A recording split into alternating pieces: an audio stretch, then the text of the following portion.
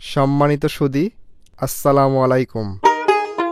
আমি মোহাম্মদ মাজারুল ইসলাম, quality feeds limited এর বিবাড়িয়া অঞ্চলে ফিশারিজ অফিসার হিসেবে কর্মরত আছি। মনোসেক্স তেলাপিয়া চাষের সম্ভাবনা ও গুরুত্ব। বাংলাদেশে ক্রমবর্ধমান জনসংখ্যা দিন দিন বৃদ্ধি পাচ্ছে, একই সাথে প্রাণী আমিষের চাহিদাও বৃদ্ধি পাচ্ছে।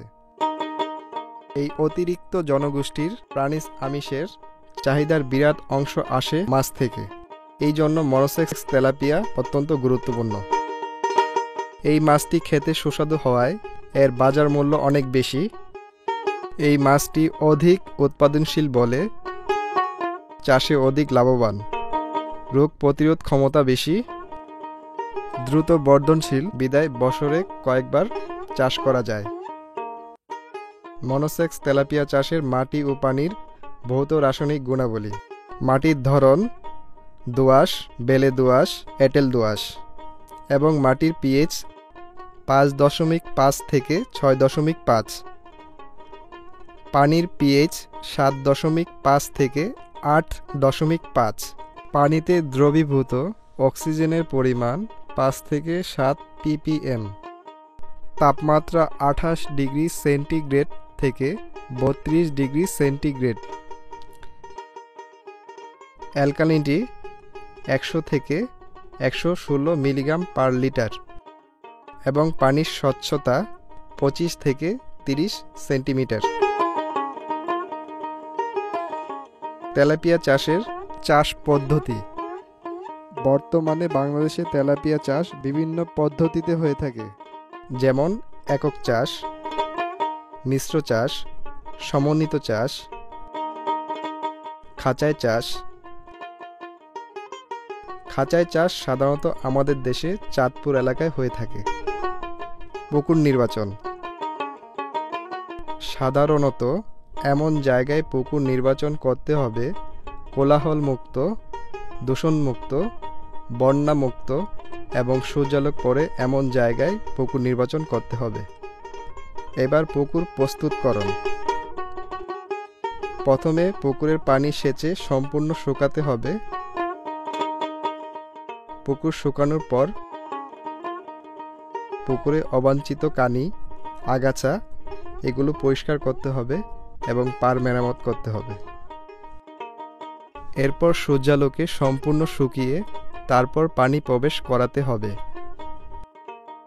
পানি প্রবেশের পর প্রতি শতকে 1 থেকে 1.5 কেজি হারে চুন প্রয়োগ করতে হবে। চুন প্রয়োগ করার 5 থেকে 7 দিন পরে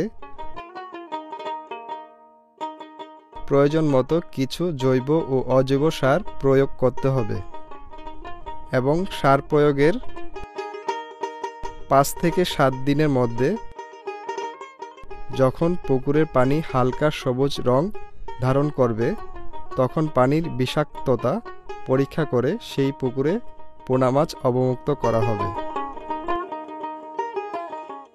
এরপর পুকুরের মজুদ ঘনত্ব। চাষের ধরন। একক চাষে নার্সারি পুকুরে মজুদ ঘনত্ব 1000 থেকে 1500টি। চাষের পুকুরে মজুদ ঘনত্ব। একক চাষে তেলাপিয়া 200টি। মিশ্র চাষে চাষকালীন পুকুরে মজুদ ঘনত্ব তেলাপিয়া 150টি, পাঙ্গাস 40টি, রুই, কাতলা, মৃগেল, সিলভার কাপ ও বিগ হেড কার্প 20টি। খাঁচায় মাছ চাষ। একক চাষে তেলাপিয়া 35 থেকে 50টি পার ঘন মিটারে। খাঁচায় তেলাপিয়া চাষের জন্য সাধারণত পোনার সাইজ 25 থেকে 30 গ্রাম হলে ভালো হয়। খাদ্য ব্যবস্থাপনা। সাধারণত তেলাপিয়া মাছের জন্য 30 থেকে 32% সমৃদ্ধ আমিষ খাবার উত্তম। মাছের ওজন যখন 0.25 থেকে 2 গ্রাম। খাদ্য প্রয়োগ শতকরা 30 থেকে 25 ভাগ, দিন 6 বার হ্যাচারি খাবার। মাছের ওজন যখন 2 থেকে 5 গ্রাম। খাদ্য প্রয়োগ শতকরা 20 থেকে 15 ভাগ, দিন 6 বার প্রি নার্সারি।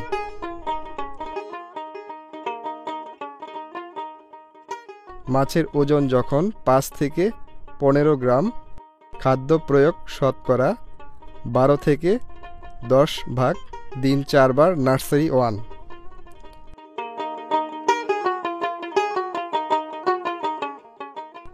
মাছের ওজন যখন 15 থেকে 40 গ্রাম, খাদ্য প্রয়োগ শতকরা 10 থেকে 8 ভাগ, দিন 4 বার, নার্সারি 2।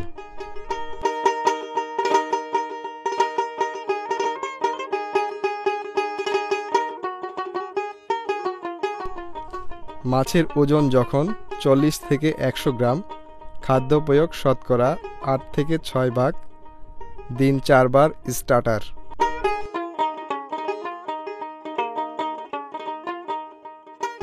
মাছের ওজন যখন 100 থেকে 160 গ্রাম, খাদ্য প্রয়োগ শতকরা 6 থেকে 5 ভাগ, দিন 3 বার, গ্রোয়ার।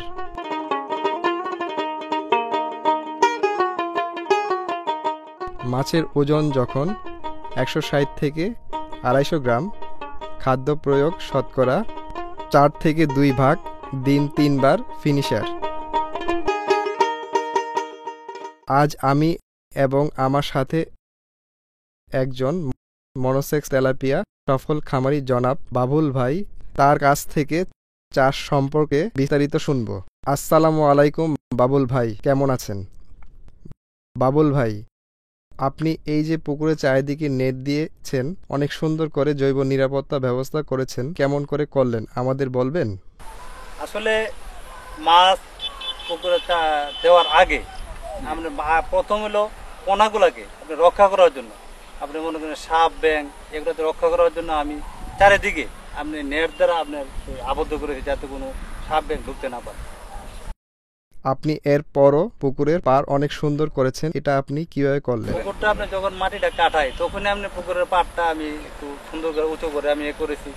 আপনার ধরেন পুকুর যদি আমি উঁচু না করি তাহলে আপনার বন্যার পানি ঢুকে, অনেক সময় পানি তো বেড়ে যায়, পার ভেঙে মাছ চলে যায়, এখন উঁচু করেছি। আর প্রস্থ করেছি পাড়টা আপনার যাতে আপনার এই শাকসবজি করে মানে বাড়তি একটা আয় হয়, নিজেও খাইলাম, মানুষকে দেওয়া যায়, বিক্রি করা যায়।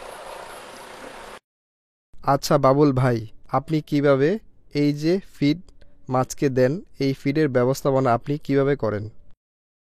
খাবারের ব্যবস্থা আসলে আমরা যারা মাছ চাষ করি, আমি মনে করি যদিও আমরা লেবার দিয়ে মাছের খাবার দেওয়া হয়, মানে সব সময় প্রত্যেক মালিক এখানে থাকা উচিত। সেই হিসাবে আমিও আপনার যারা খাবার দেওয়ার সঙ্গে দৈনিক থাকি, খাবার দেওয়ার সময় থেকে যাতে খাবারটা সব মাছে পায় ছিঁড়ায় ছিঁড়ায় চতুর্দিকে দেওয়া যায়, নিজে থেকে খাবারগুলো দিয়ে। আচ্ছা, আপনি দিনে কতবার খাবার দেন পুকুরে? নার্সারিতে কতবার দেন? আর মজুদকালীন সময়ে তখন দিনে কতবার দেন? 3 বার 2 বার, বড় এগুলো 2 বার 3 বার। আপনি যখন পুকুরে পোনা মাছ অবমুক্ত করেন তখন আপনি কিভাবে করেন? পোনাটা তো মনে করেন অন্য দূর থেকে পোনাটা আসে, আসার পর আমি আনার পর 15-20 মিনিট এখানে পানিতে অ্যাডজাস্ট করার জন্য ফেলে রাখি ব্যাগগুলা। 15-20 মিনিট পর পানিতে পোনাগুলো অবমুক্ত করি, আর কোনো সমস্যা হয়নি। ধন্যবাদ বাবুল ভাই, অনেক সুন্দর আপনার ব্যবস্থাপনা, অনেক সুন্দর করেছেন, ভালো থাকবেন।